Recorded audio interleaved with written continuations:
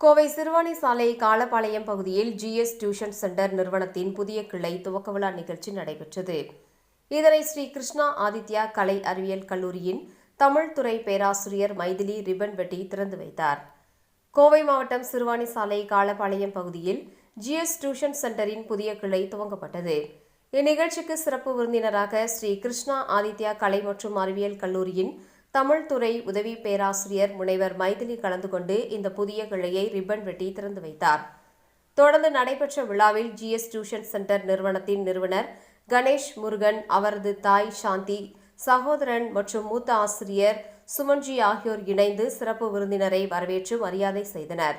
தொடர்ந்து மாணவர்கள் மத்தியில் பேசிய தமிழ் துறை பேராசிரியர் மைதிலி கூறியதாவது: மாணவர்கள் உயர்ந்த இலக்குகளை நிர்ணயித்து கடினமாக உழைத்தால் வாழ்க்கையில் வெற்றி பெற முடியும் என்பதையும், கல்வியின் முக்கியத்துவம் மற்றும் ஒழுக்கத்தின் அவசியம் பற்றியும் மாணவர்களுக்கு பயனுள்ள அறிவுரைகள் மற்றும் வழிகாட்டுதல்களை வழங்கினார்.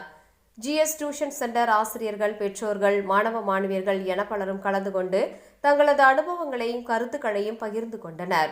GS டியூஷன் சென்டர் நிறுவனர் கணேஷ் முருகன் தனது உரையில் கூறியதாவது: GS டியூஷன் சென்டர் கடந்த 2021ஆம் ஆண்டு தொடங்கப்பட்டு தற்போது 5வது ஆண்டாக வெற்றிகரமாக செயல்பட்டு வருகின்றது.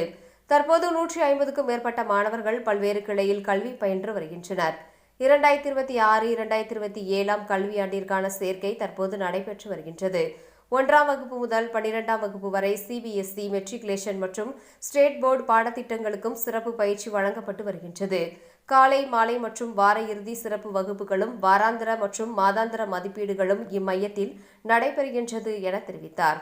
தொடர்ச்சியாக மாணவர்களின் பல்வேறு கலாச்சார நிகழ்ச்சியின் நடைபெற்றதுடன் மாணவ மாணவிகளின் நடன நிகழ்ச்சிகளும் நடைபெற்று விழா நிறைவு பெற்றது.